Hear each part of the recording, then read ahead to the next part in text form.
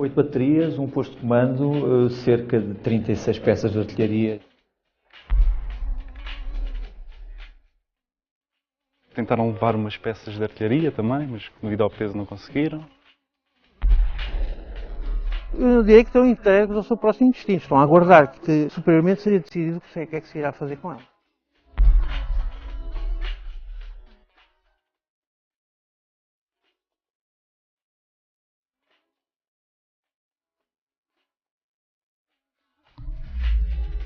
Lembras-te de quando passámos aqui em 71, pá? Epá, como isto está, pá. Tudo vandalizado. Tanta erva tivemos que rapar aqui para isto estar limpo e isto agora está neste estado. As balneárias. Cheio, pá. E onde nós dormíamos, pá. Olha, era uma sala de aulas, mas que servia, no nosso tempo, era para dormir, não era para ter aulas de coisas. A Casa da Guarda. Vamos A lá Casa ver da Guarda isto. passou a sala de aulas. E isto era o suporte das armas do pessoal que estava na Guarda. As G3 eram colocadas aqui. Era aqui que depositávamos as nossas amigas, não é? Olha o portão da... Parece que podemos entrar mais à vontade do que no nosso tempo. Depois, na altura, estava fechado às chaves, hoje está aberto. Era raro conseguirmos aqui entrar. E não só, porque isto está tudo. E aqui era o paiol. o paiol. As granadas eram colocadas aqui, deste sistema de elevação. Iam ter à peça e eram recolhidas à mão. Tem aqui outra manivela e, portanto, eram içadas. Aqui era uma secção de fuga em caso De haver aqui alguma contingência, não é? Fugisse por aqui. Passávamos para o Há aqui setor, um não é? e há outro lado. Sim. Ó Zé, então, A Sala Nobre. Sala Nova, grande. Olá, meus senhores. A primeira vez que aqui entrei, que isto era uma espécie de sala de cinema. É um espaço inesperado, não é? Inesperado, seguramente inesperado. Uma espécie de fortaleza coraçada. Sala de cinema, camarata. Salão Nova. Vocês fizeram a tropa aqui. Exatamente. Entre 71 e 74. Recebi umas imagens da altura em que... O Arlindo, esta aqui, o Arlindo. Sou eu. O Arlindo aqui. Sou eu na peça lá em cima, mais o camarada Graça, o Celestino Oliveira, Fábio. Cá está paiol. as granadas. Cá estão as granadas que Paiol, estivemos paiol. a ver há pouco. Um exercício Um de fogo. exercício de fogo.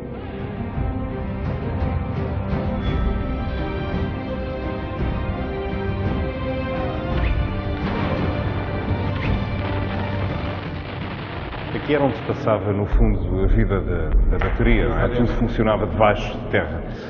Mas lá em cima ficavam as peças de artilharia. Exatamente. Vamos lá acima ver como é que aquilo está. E vamos nós para o ar livre. E aqui chegamos e as peças de artilharia estão assim.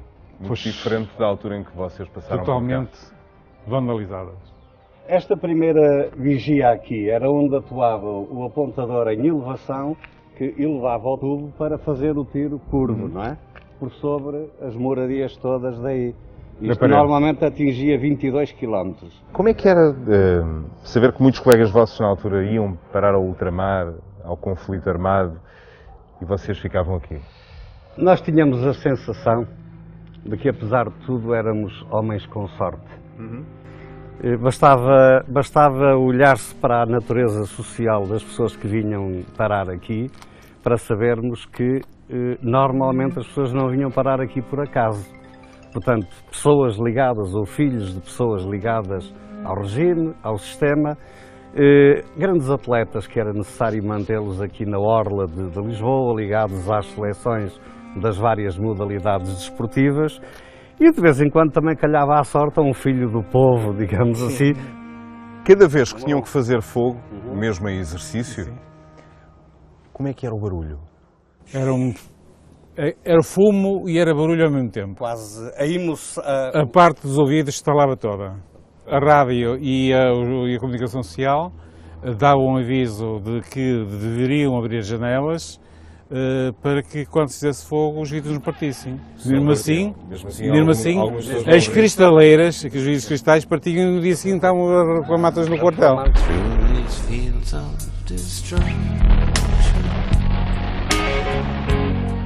Baptisms of fire. Estavam cá o dia 25 de Abril? Estava. Nós tínhamos alguns indicadores de que alguma coisa se passava. Mas nada vos foi dito em concreto aqui? Não. A população toda da parede caíram-nos todos à porta com gradas de cerveja para comemorar o 25 de Abril. Queriam entrar no quartel, mas como estava a prevenção não se podia abrir a porta. Então mandámos gradas de cerveja por cima. Com a população sentiram-se parte da Revolução. Exatamente. E participamos.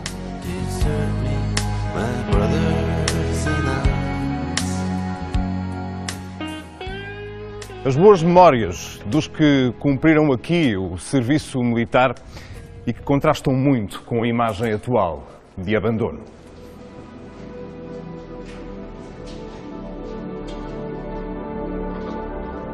O quartel do Regimento na Parede, em Cascais, foi desativado há pouco mais de 15 anos e depois disso acabou vandalizado de uma ponta à outra.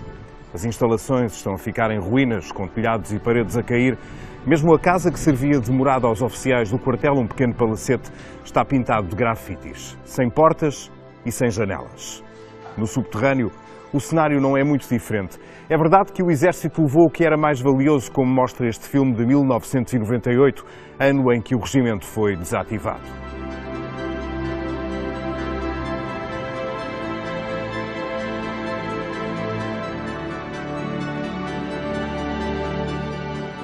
Mas não levou tudo. E nesta sala, onde não só funcionava um paiol, como provavelmente estaria também um arquivo de documentação, e onde houve um incêndio, ficaram espalhados inúmeros documentos pelo chão. Vamos olhar aqui para alguns deles, por exemplo, o Regimento de Artilharia de Costa, Sistema de Saúde Militar, Comunicação de Dados Estatísticos, mês de julho de 98. É referente a pagamentos que foram efetuados por tratamentos médicos, provavelmente por militares que aqui serviram.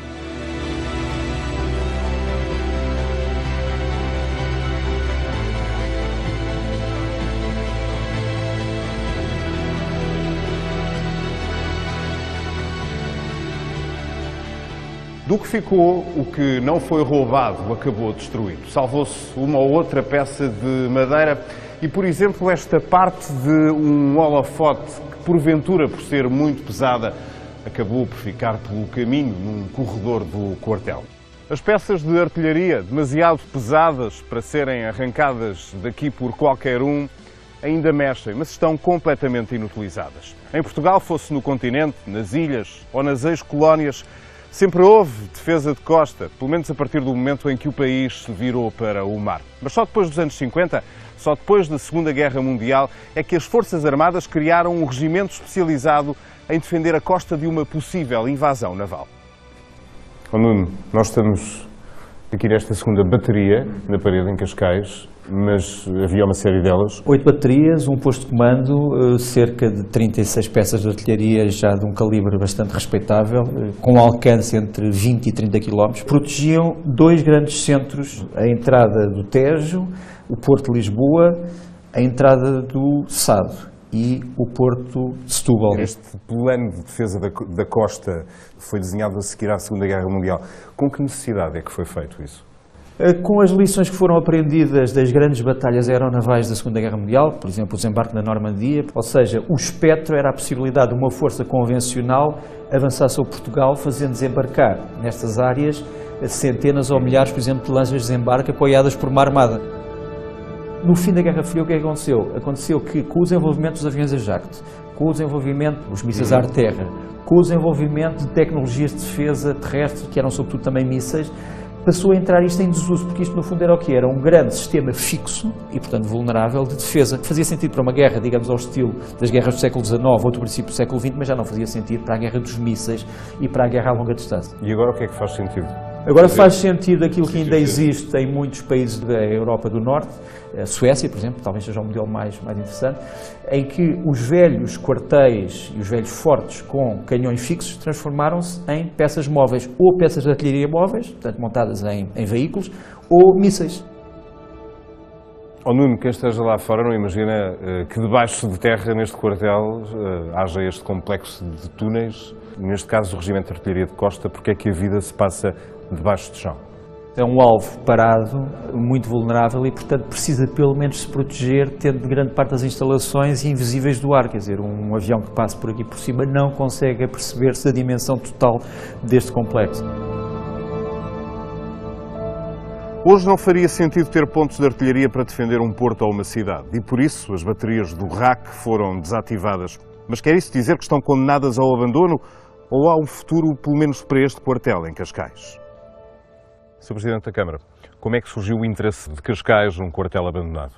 Em primeiro lugar, logo esta vista extraordinária, talvez das melhores vistas de Cascais. E das poucas que têm casas pela frente. Exatamente, e que têm ainda vista, aliás, pelo facto de ter sido uma bateria de costa, por isso mesmo não podia ter nada à frente para poder atingir os objetivos. E por isso, quando na freguesia aqui de Parede, onde já está muito massificada, muito densificada, isto é um oásis, não é? Portanto, achou que havia aqui um interesse público? Não, há claramente o interesse público. E desse modo a primeira prioridade é recuperar todo este espaço para a população fruir, a segunda é, de facto, fazer um museu de artilharia de costa e a terceira depois é aproveitarmos esta sinergia com o quartel, e onde vem aqui para o quartel tudo o que são indústrias criativas, portanto tem uma capacidade brutal e que passam a ter aqui pelo menos uma fonte de inspiração. Aqui em cima vamos poder passear, Há um jardim, usufruir da vista. há um jardim com uma vista extraordinária. E estas peças de artilharia, os canhões vão ser ficar bem-vindos. recuperadas, como é óbvio, isto faz parte da identidade do local. E de locais abandonados. Este é um problema, existem outros no concelho. Claramente. Para ter uma ideia, eu posso lhe dar em termos de valores globais, daquilo que nós estimamos ser o património que o Estado tem em Cascais por aproveitar, estamos a falar em cerca de 60 milhões de euros. O quartel da Parede, que tem esta vista magnífica pela frente, prepara-se então para ser um grande parque de lazer com mais de 10 mil metros quadrados. E a verdade é que o Estado e a autarquia de Cascais têm tentado preservar um pouco do que é a história do regimento. Por exemplo, onde está o novo Hospital de Cascais, havia um quartel, o da primeira bateria de Alcabidez. E quando o estabelecimento hospitalar foi construído e o quartel desmantelado, deixou-se ficar, numa das rotundas do hospital, uma peça de artilharia, um canhão com mais de 60 anos. Há outros sinais da tentativa de manter vivas as memórias da artilharia de costa. Em São Pedro do Estoril existe ainda um holofote, intacto e original. Provavelmente funcionaria, se tal fosse necessário.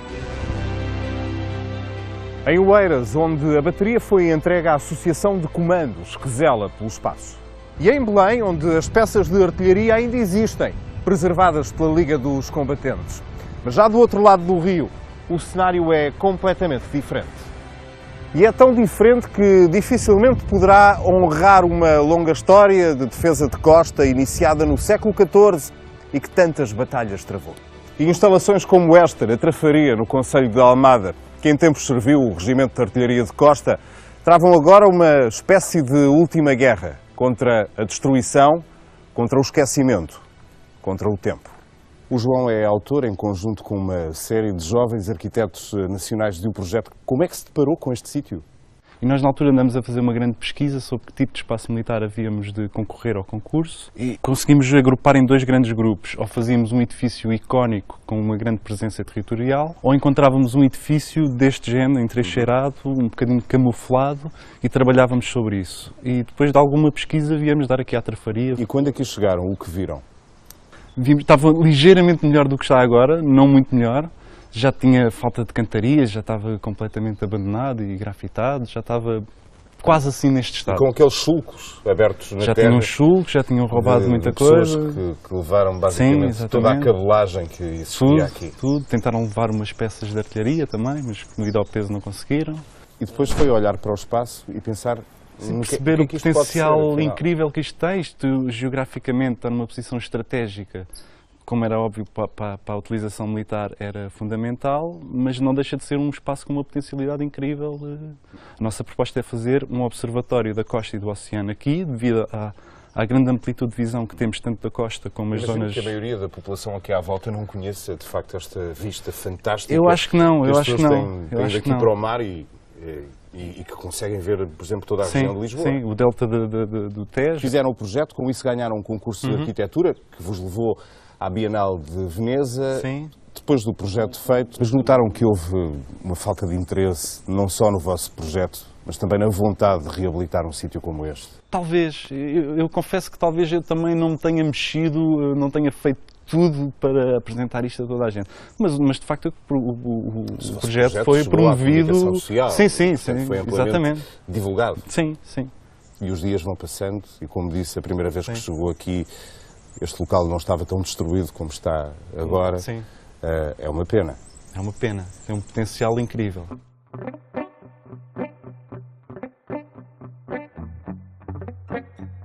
Andamos uns quilómetros mais para sul até à Fonte da Telha, onde o destino deste quartel se confunde com o destino de um militar que agora vive aqui a reforma. Vamos tocar a campainha.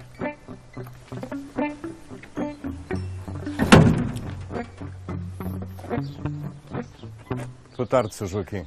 Muito boa tarde. Obrigado por nos ter aberto a porta. Faça favor. Podemos entrar? Faça favor. Nesta que é, no fundo, agora a sua casa. Exatamente. Já vive aqui há quantos anos? Há cerca de... Trabalho cá há cerca de 14, mas vivo cá há cerca de 10 anos. Vive aqui sozinho? Não. Tem para já os seus cães? Mas vivo aqui acompanhado com militares e com uma companhia. Vamos visitar um pouco deste espaço? Sim, senhor. Conhecer também um bocadinho do quartel e de tudo o que está cá dentro? Sim, senhor. Como é que são os seus dias aqui? São dias de trabalho, na prática, não é? Trabalho, não sou capaz de estar quieto. Levanta-se com a preocupação com a preocupação de dar trabalho ao pessoal. Cá está, os dois soldados que estão consigo. Exatamente. Aqui a pista de obstáculos estaria pronta a usar de novo, sim, não é? Esse foi, tivemos ajuda, a pintar isso. Tivemos aqui assim umas pessoas com ajuda. Esses paus, pronto, foram paus fornecidos pelos escoteiros, que nos deixaram ficar cá uma série de paus que eles utilizam para as construções, e a gente aproveitou. Mesmo sabendo que a pista não vai servir para grande coisa, porque já não há homens exato, aqui mas de qualquer forma, para utilizar. Para mim, uma coisa que está desleixada, uma coisa que devia de estar de uma determinada maneira não está, é desleixo. Sente-se guardião deste espaço? Eu guardo isto como se isto fosse meu. Mostre-nos agora a parte mais escondida desta quinta. Com certeza. Onde é que vamos? Vamos ali assim, a que eu chamo a Casa das Máquinas.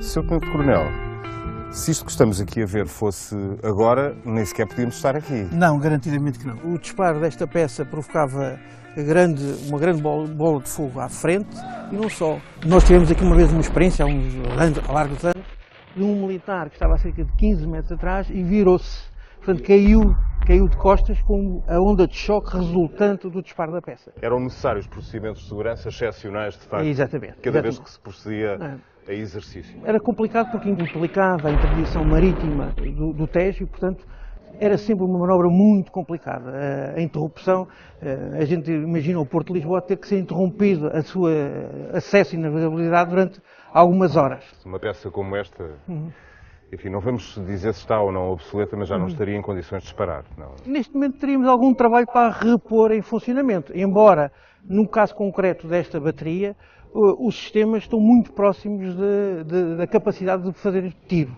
Não estão desmilitarizados, portanto não têm as culatras, mas as culatras estão guardadas. Este quartel quase que está mantido como originalmente foi concebido para funcionar como parte do Regimento de Artilharia de Costa.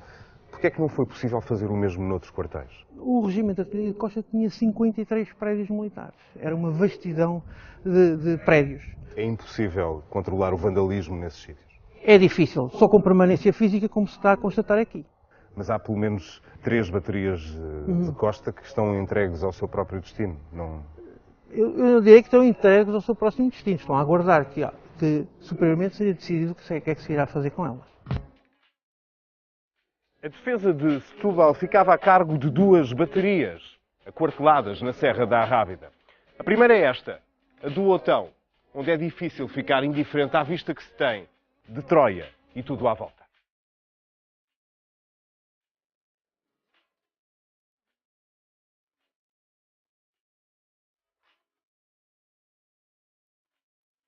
Um pouco mais abaixo estão as peças de artilharia de Albarquel, o último reduto defensivo da costa, já muito perto da cidade de Setúbal. Estão ambas abandonadas e sem um destino certo pela frente.